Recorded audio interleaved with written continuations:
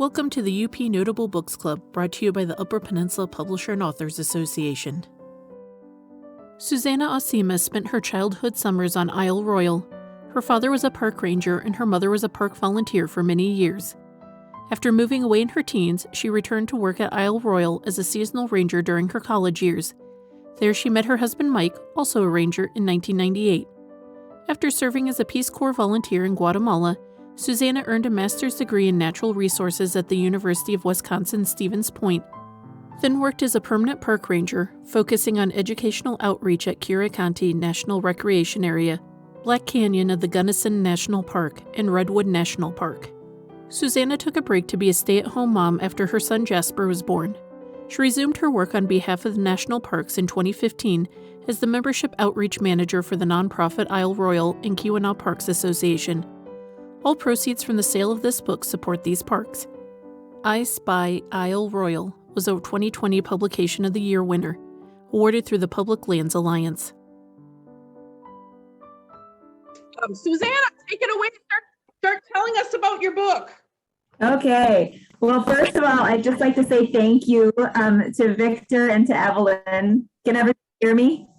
Yes. Yeah. Hear me? Okay. It would be a shame if I were on mute and didn't stop talking for a while. So I would just like to say thank you for the opportunity to be here tonight. They probably mentioned I have been on Isle Royale all summer, and our internet connection is even more unreliable than Evelyn's library internet connection. And I have not been able to attend any of the other author talks. So this is my first time, so let me know if I go astray. Let's see. There are times when the sun is at a certain point that it interferes with TV and internet. Okay. But basically, let's see.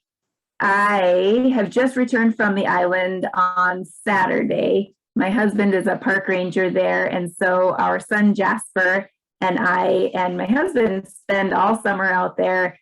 And it's been a really neat way for our son to grow up. And it's also been a neat way for me to kind of rekindle memories of my own childhood because I spent my summers on Isle Royale because my dad was a park ranger there.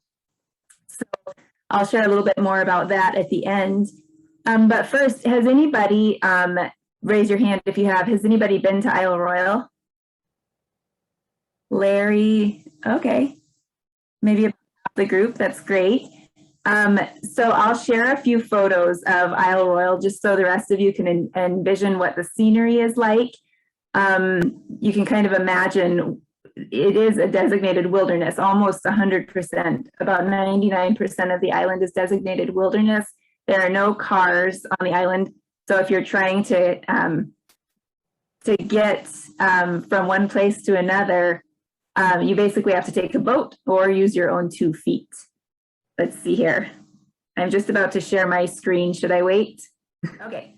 So I Spy Isle Royale. So tonight I'd just like to talk a little bit about what it's like to live on Isle Royale, what it's like to raise a child there. It is a very isolated national park, and there aren't very many other children on the island.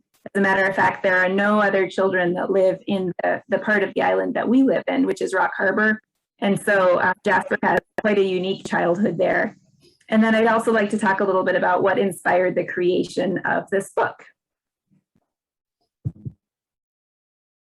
Okay, so can you see that?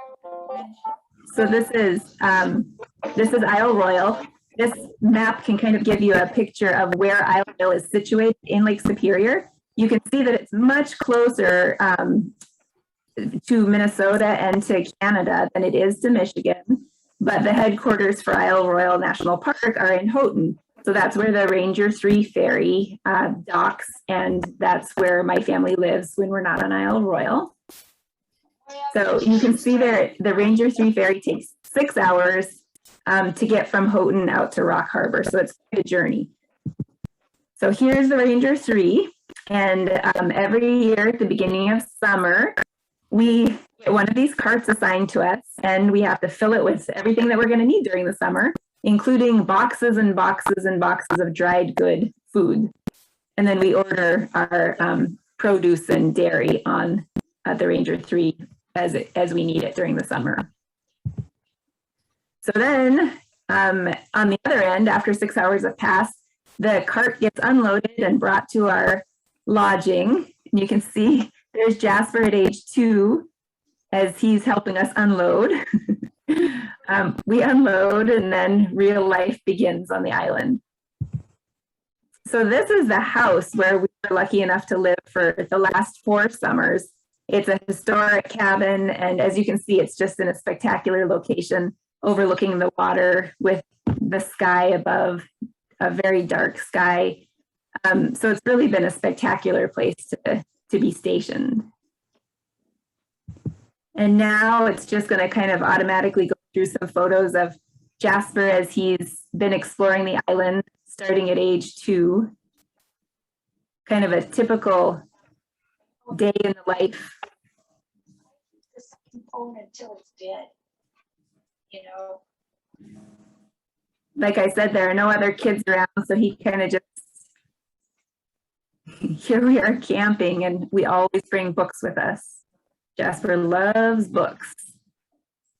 Oh, yeah, yeah. I wrote this one. Out here, out at Right Lake, I have to charge it every night because it spends so much time searching. When your dad is a park ranger, you're pretty likely to become a junior park ranger. You had a nice birthday. Oh, Deborah? Oh, I don't know if she can hear me. I think Deborah, I can't seem to mute Deborah, but Deborah, can you mute yourself? Yeah, just a second. Perfect, thank you.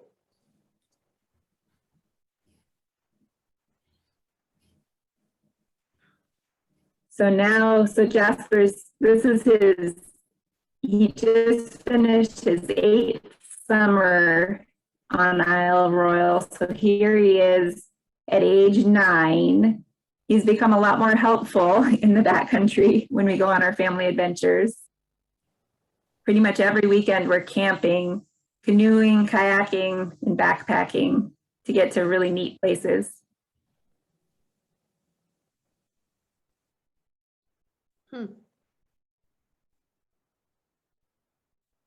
He finds ways to entertain himself.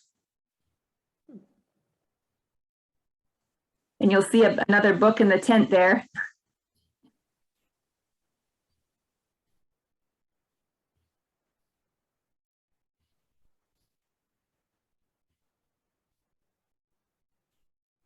This might be kind of gross, but it's science. We find it fascinating.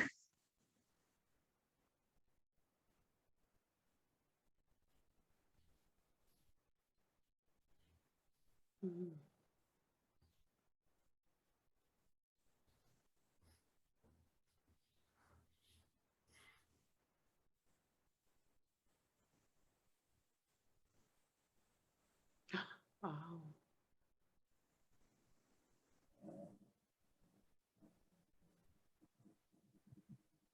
Nice shot. Mm-hmm.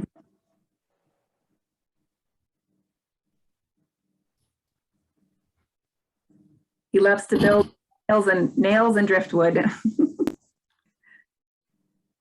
Here he caught a damselfly. Mm.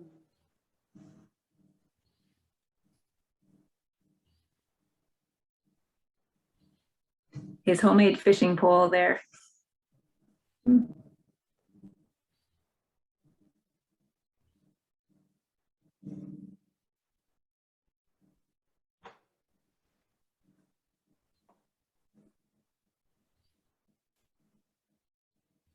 I have just a couple more photos here.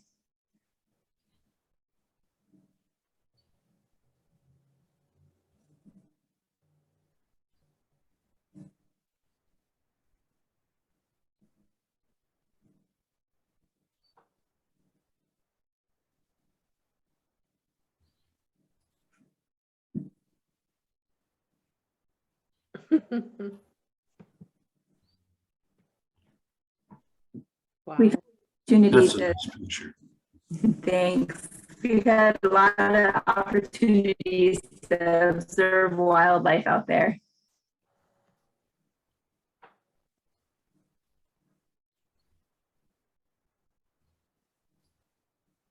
That's on one of the fire towers. Okay. So I'm going to stop the share and come back over. Okay. There's a lot of sun shining directly on me here. So see here.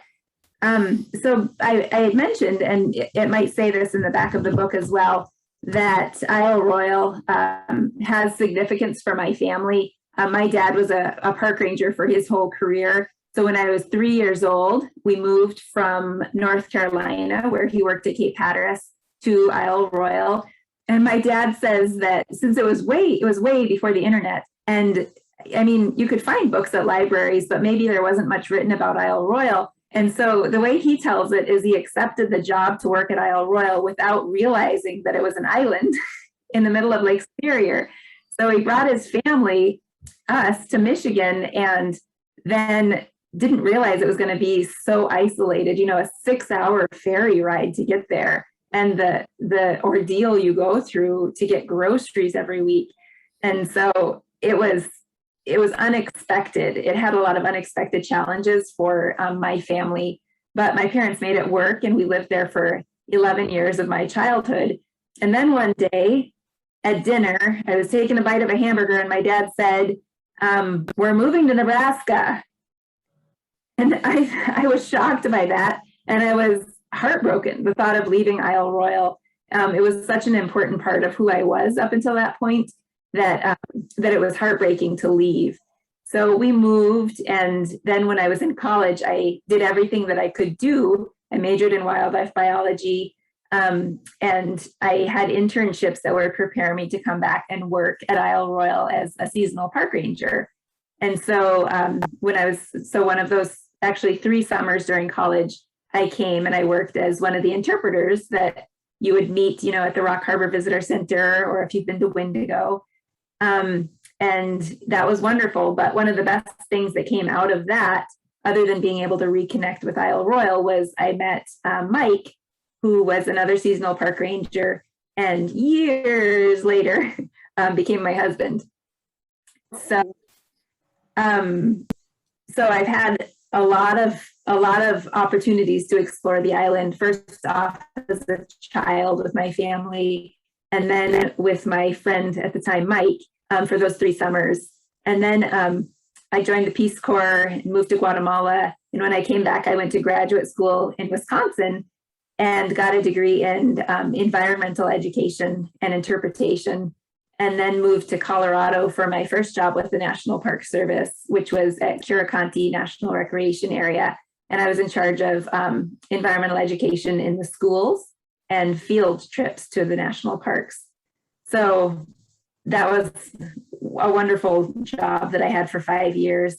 Then my husband got his first permanent job in California. So I switched over to Redwood National Park and worked at a residential environmental education camp where the local students would come for 3 days and spend 2 nights with us. And we'd take them out into the redwood trees, and they would have their kind of that moment of awe as they saw those tall trees, felt the wildness and the ancient forest. So then when Jasper was born, I stopped working out of the home, gave up that career in rangering, and dedicated myself to raising him. But I had never stopped kind of imagining a future where our family would be able to replicate that childhood experience that I had. It seemed very unlikely that an opportunity like that would come along. But when Jasper was just before he turned 2, the island announced a job that would fit my husband's qualifications. And so we moved back to Michigan and went to Isle Royale. So it kind of came full circle and all of our dreams were realized, where we were able to live as a family in that place that has so much significance for both my husband and me. and now for Jasper too, after he spent all of these years there. So when he was about maybe 3 years old, I just started writing some of these little verses. He, like I've mentioned a couple times, he loved it when we would read books to him.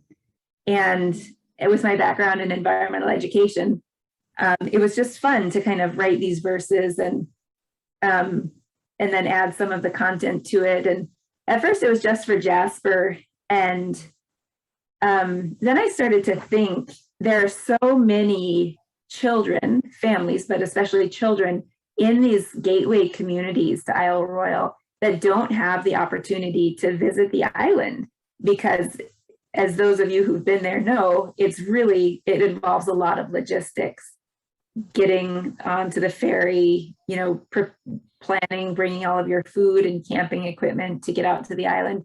It's just not a trip that very many of the local families are able to do unless they have their own private boat. And so I was thinking, through a book like this, it would provide an introduction to Isle Royale and share with them some of the significance that folks who come from afar, from around the world, people come to Isle Royale, and it would kind of give these local kids a chance to see what a visit to Isle Royale is all about, why it's special, and why people went to the great effort to preserve it. So those thoughts were kind of going through my head, but as somebody who's never even looked into publishing a book before, where do you begin? You've all, or a lot of you have been through that process. So I was at a little coffee group one day, and some of you may know Candy Peterson. Rolf and Candy Peterson do the wolf moose research on Isle Royale. And I put all of the verses and some photographs in and printed it off as a Shutterfly book. And I just showed Candy, because she raised her kids out there too. And I said, this is just a little thing I put together. And she immediately said, oh, this is something that that should be published. And I thought, well, where do you even go to do something like that? But it was with her encouragement that I contacted the Isle Royale and Keweenaw Parks Association and kind of presented it as an option. They try to publish a book every year or every 2 years, something related to Isle Royale or Keweenaw National Historical Park. And they liked the idea. So together, well, when I showed Jasper that Shutterfly book, I think he liked the sound of he was about 3 at the time, maybe 4. And he liked the sound of the poetic verse, but the photographs that I had in there didn't really appeal to him, I think. And I realized that when you look at children's books, some of them do have photographs, but most have some other medium.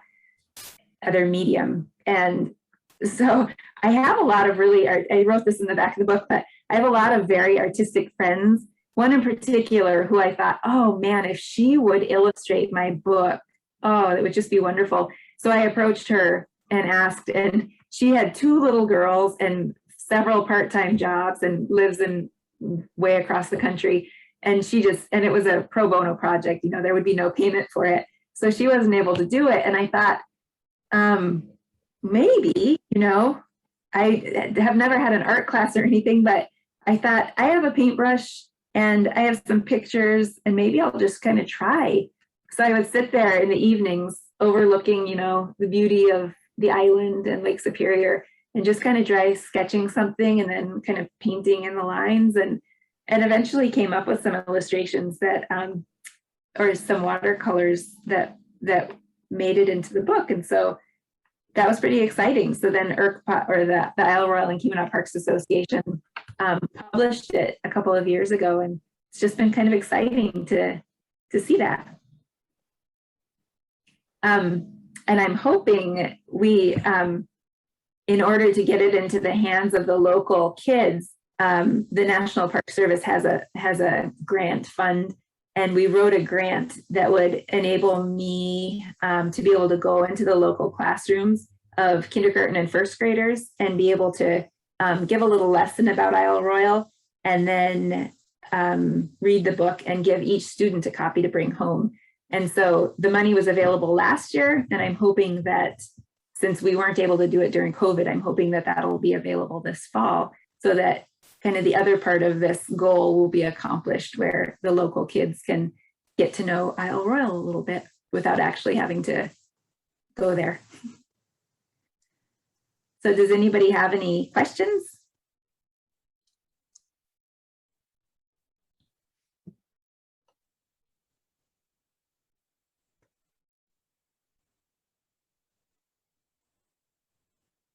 I like the book. I think it's really neat the way you put it together. And I think it's exciting, the idea of going in to talk to the classrooms. We were lucky enough, there's a local organization here in Crystal Falls that has been giving us, has granted us grant money. One of Larry's books, Chogan, the grant covered for all the kids to have a copy of that in 3rd and 4th grade. Oh, well, I wanted to just mention, because you were talking about the redwoods, do you know about this book? I think, was it written by Carrie somebody? Yes. So this is I think I have. and for all of you guys out there listening, this is she's another UP author, and she did some research, and she wrote about the redwoods in California, and the book is just amazing. Through that same grant, we got a copy of each one of these books for our kids here in Crystal Falls. But it just has this cool pull. Wait, I have it backwards? A cool pull out of just how big they are and all the little animals and stuff. So It is cool, yeah. that's something, Susanna, that you could reach out to. I'm sure there are people that would help make that happen, because I think you're right. It would be really good for those local kids to know about Isle Royale through your book and a visit. Yeah. Susanna, I have a question. It's not so much about your book, but about Isle Royale. How much damage is being done by the fire? Well, when it first was discovered, it was in a place on a peninsula where it wasn't going to have any effect on structures or on people. And so the park had decided to let it burn for maybe a week and a half, but they brought in somebody to monitor it. And then all of a sudden one evening, the winds had been really blowing all day. And then that evening, my husband and one of the other rangers went out around the end of the island, and they went to Duncan Bay where the fire was visible, and they saw it really kind of growing, going up into the canopy a bit. And then when they started coming back around into Rock Harbor, they passed the end of Tobin Harbor, where there's a lot of historic cabins that are on the National Registry.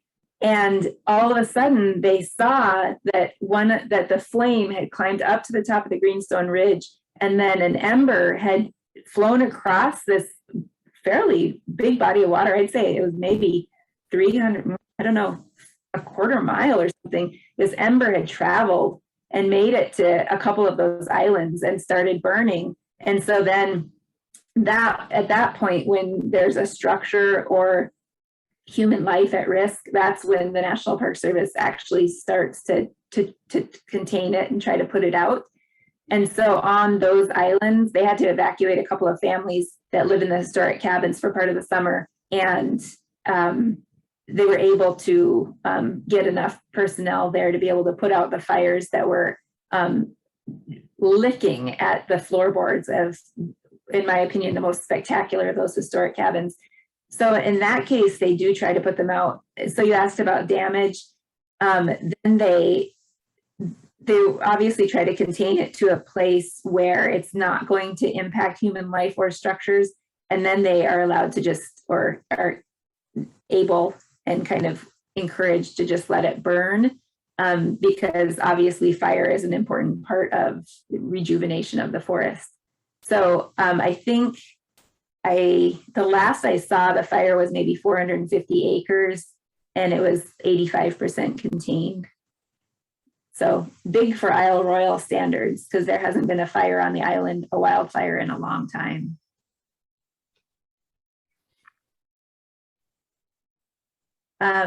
Laura asks, how do you prepare yourself for staying on Isle Royale? And I saw another question was, how many people visit the island?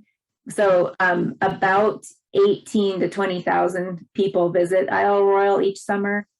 So it's the least visited national park, but folks tend to stay for 3 to 5 days. You go to a lot of effort to get there, and there's a lot to do once you're there. And so it's a long visit, but not many people visit each year. And so to prepare ourselves, I have a lot of lists. I'm a list maker. And so the first couple of years, you kind of have a learning curve. After that, it's not as much learning as it is just a lot of work to stay organized. So usually, little by little, I kind of got a second set of all of the key items. So I would just leave like all of the kitchenware, all of the bedding and towels out there. And then I had my my mainland set. So I didn't have to pack up the home so completely to go out.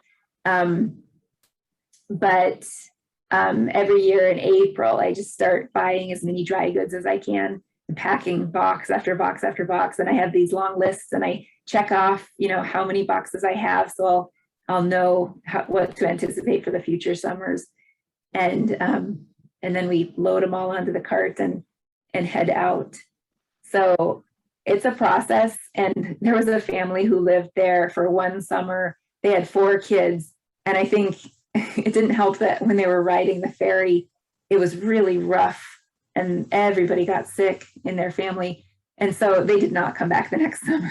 They said, this is not for us. It's a little too remote. And folks either tend to love it and be able to adapt to that type of lifestyle and stay for many years, 20 to 30 years, or they experience it and say, oof, this is a lot of work, and then transfer to a different place.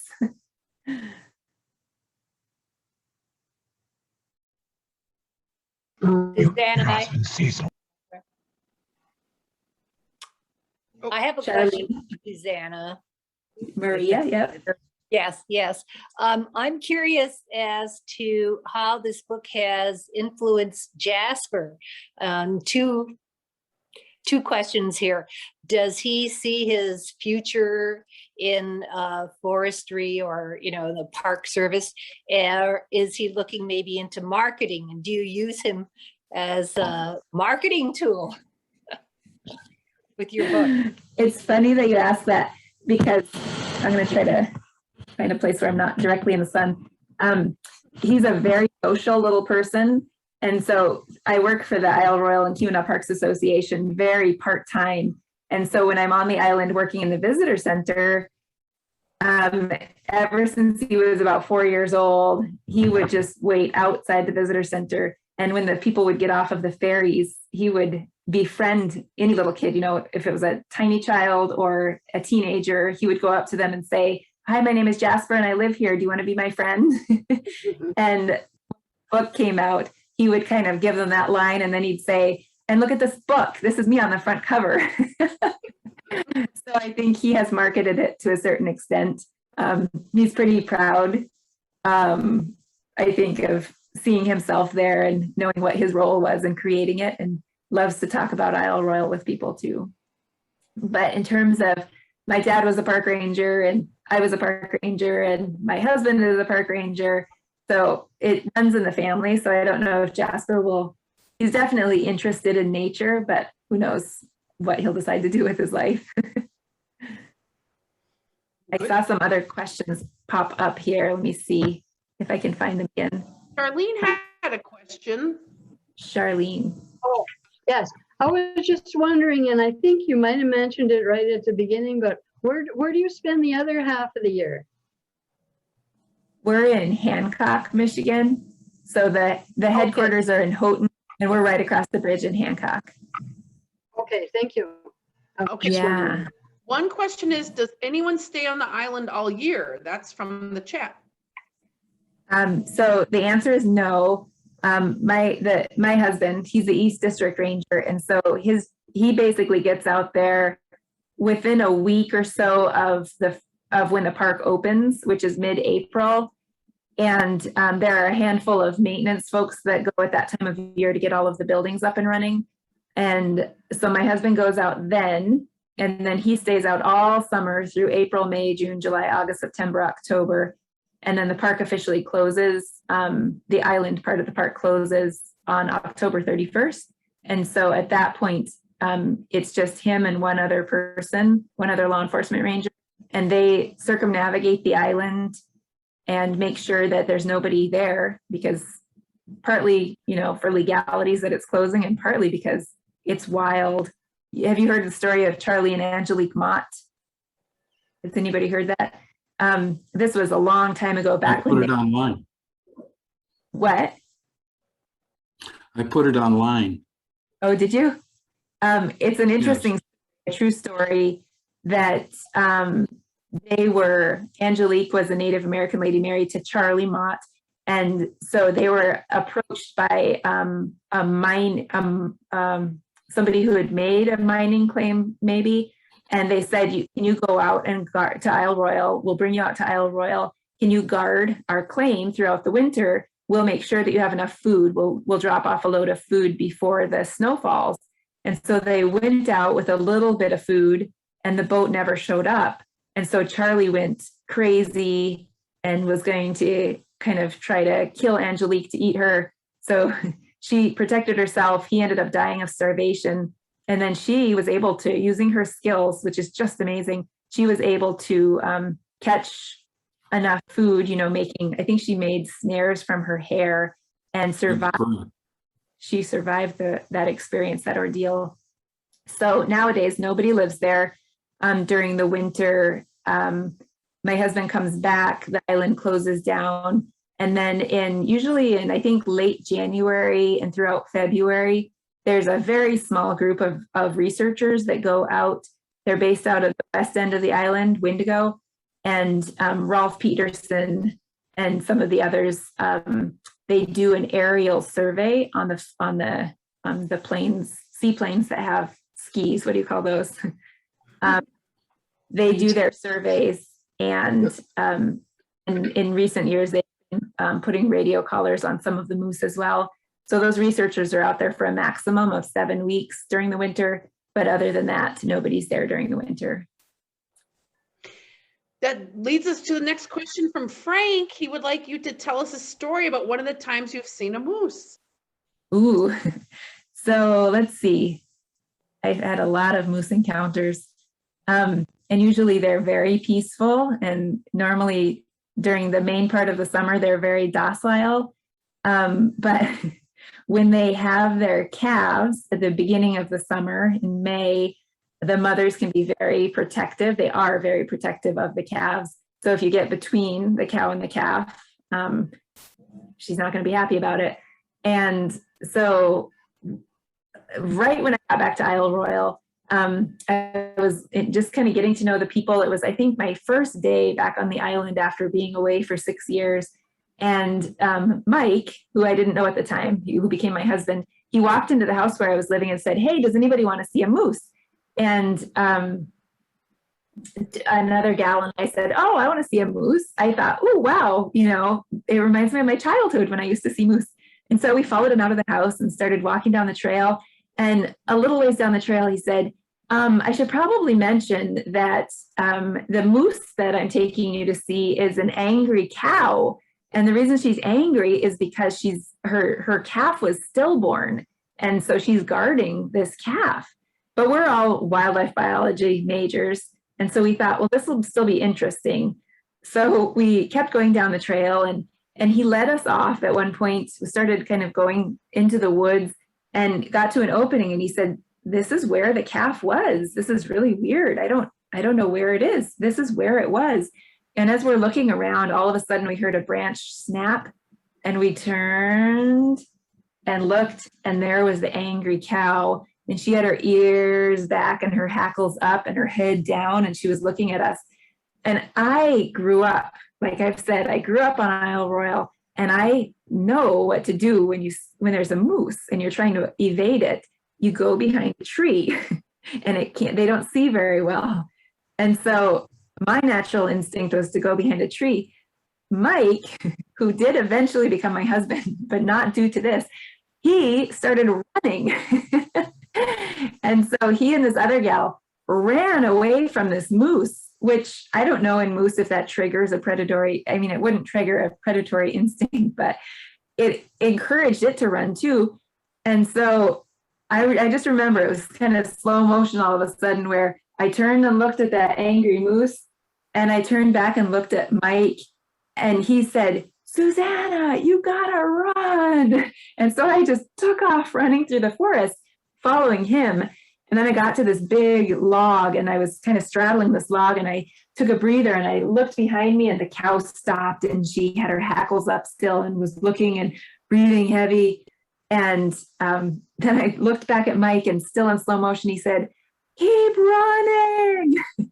So I threw my leg over that log, and I kept running as fast as I could.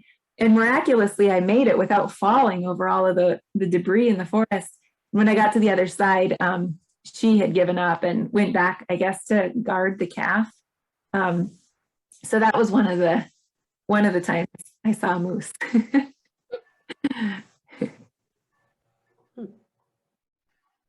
This summer, actually, we were able to see, I've been out there 23 summers, and this was the first time that I ever saw a wolf. That was the picture that I included in that presentation.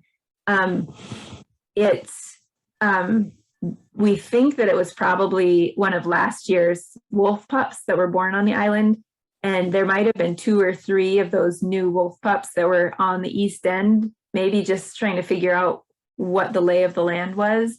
And so we were on we had a tiny little fold up motorboat, and we were going down the channel toward Mosky Basin. And I looked over on a rocky outcropping, and I said, "There's a wolf." And luckily we were able to kind of just pause in the water and zoom in with the camera. And we saw this wolf just kind of running along the trail. And we watched it for maybe 2 minutes, and then it came down into the water and drank a little bit, and then wandered off and jogged down toward Rock Harbor, which is a developed area. And I'd say dozens of people had not encounters necessarily. None of them were negative encounters, but dozens of people saw the wolf or wolves. And the wolves were not as afraid of humans as we would have expected them to be. But then after 2 or 3 weeks, they went back into the wild and people stopped seeing them. I have one question. If a person, it's funny because, I'm like many people on the call, I lived in the Upper Peninsula all my life, but I don't really know how you can go to Isle Royale, or how does it work? Like, can you tell people who would like to Royal I've heard different things. Or do you have to stay there a week? Like, I don't really know the truth. I don't even know. Yeah. So you can go to Isle Royale on a private boat if you have one, or one of the 4 different ferries. So 2 of the ferries go from Grand Portage, Minnesota to the west end of the island.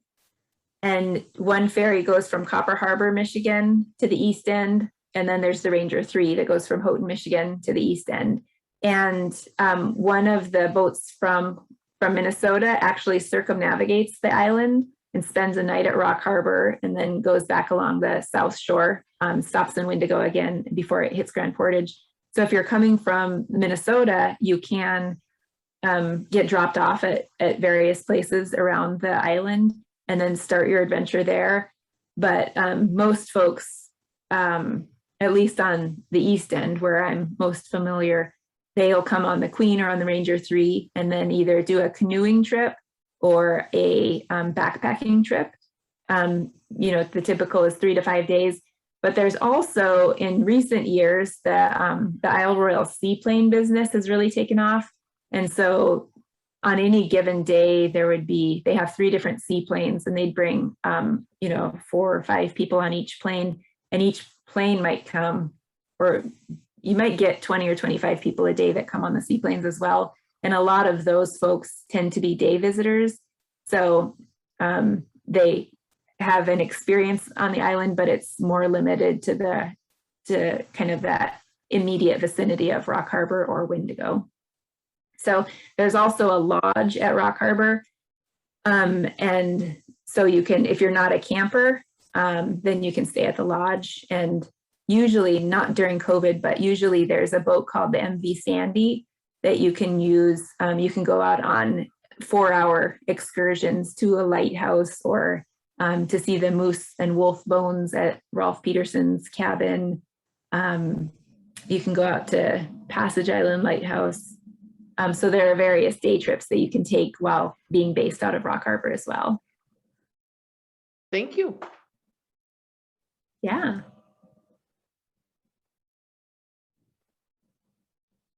Said, this is Mary, you said that you fill a cart with everything you need. Do you only get one cart?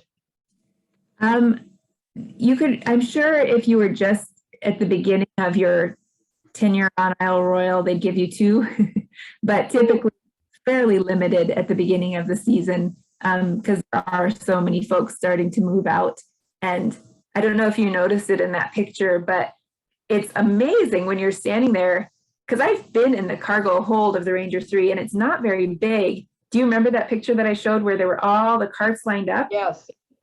It's like, you know, when you go to a circus and you see all the clowns climbing out of the car, that's what it's like when you see all of these carts coming out of the Ranger 3, the tractor drags them all out. And it's like, there's really must be a method that they have to be able to load those all onto the Ranger 3.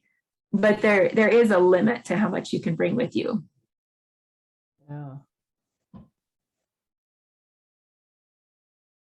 You kind of realize you don't need as much too. It's kind of to be able to simplify. Like last winter, my husband had an opportunity to work in Big Bend National Park, they needed somebody to fill in for 4 months. And so our whole family, since my son was live streaming at the time, we moved out to Big Bend, and we have a Prius. And so everything that we needed for those 4 months had to fit into the Prius, along with the 3 human beings. And so we got out there and they had a house for us, and it had the very basic furnishings. But other than that, you know, it was just those few items that we could pack into our car. And we lived very happily, a very simple life. And then we came home and I was like, why do I have all this stuff? Yes, my husband and I went there many years ago with our children. We left from Copper Harbor and we stayed at the lodge and we took day trips. And it was a really nice vacation for us. I think we were there 3 nights or 4 nights, but we got to explore the island, and we didn't have to worry about carrying all the gear and everything. And it was a wonderful experience. So a family could do it without having to have all the gear that you might think you might need. Right. Yep, it's definitely possible to do it that way too. The lodge this year, they were at 50% capacity due to COVID. And so I've heard that this year they booked up really quickly, and next season, I think they're pretty much all booked up already. So if you do plan to use the lodge, definitely look into reservations in advance. We have one question on the chat. Laura's asking, where is Big Bend? Oh, Big Bend is, I call it South Texas, but people from Texas say that's West Texas. So it's in the state of Texas, but it's right along the Rio Grande forms its southernmost border. So when you go to very southern part of Big Bend National Park and you walk across the river, then you're in Mexico.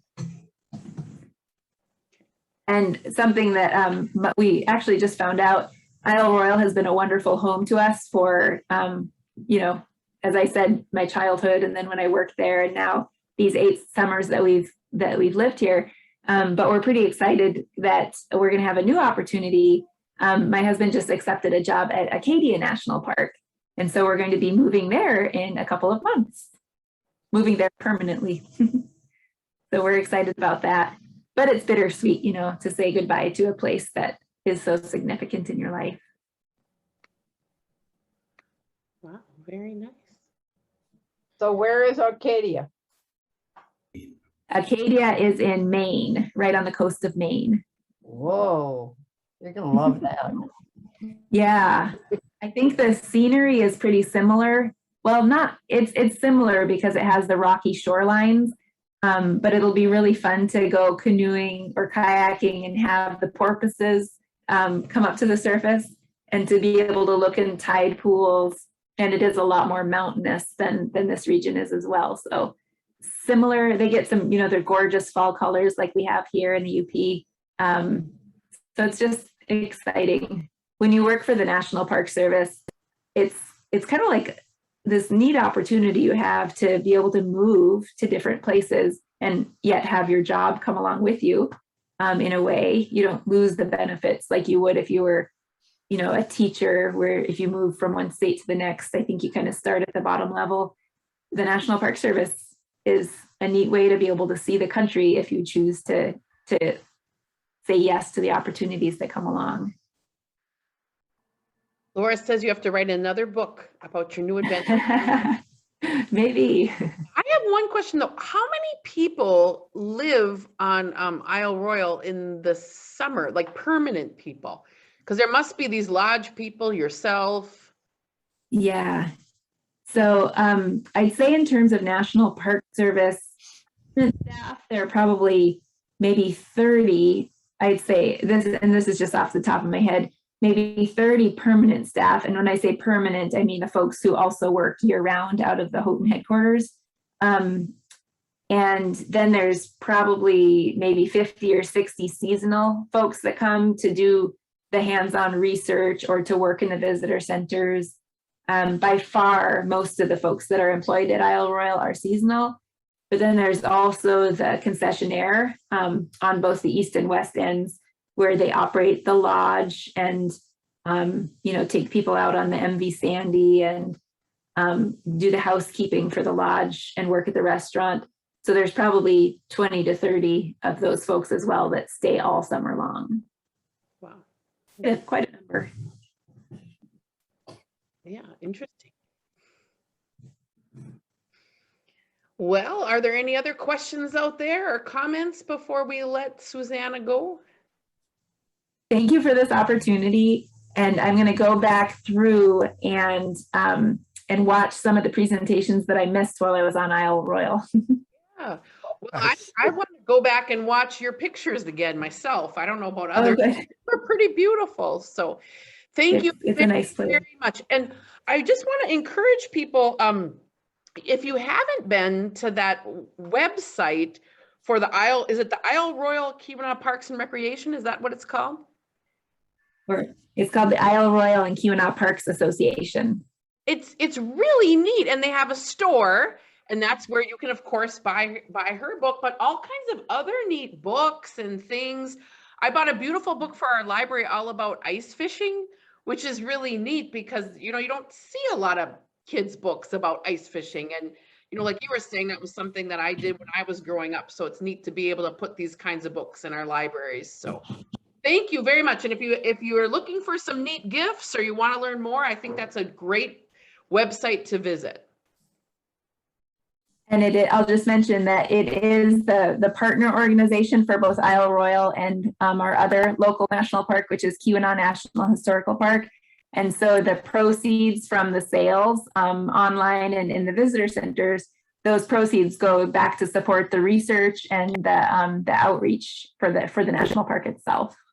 Yeah, and I bought some beautiful note cards that I don't know if I'm saying it right, Ralph Peterson. Ralph, yeah. Of the wolf work that he does up there. So I've learned a lot just by, getting you to come on and doing this extra research. So it's been really kind of neat for me, and I think for everybody else too. So thank you very much, Susanna. Thank you, everybody. It was nice to see you. Thanks for all of your questions. You've been watching the UP Notable Books Club, brought to you by the Upper Peninsula Publisher and Authors Association. To join or for more information, please visit us at www.upaa.org or www.upnotable.com.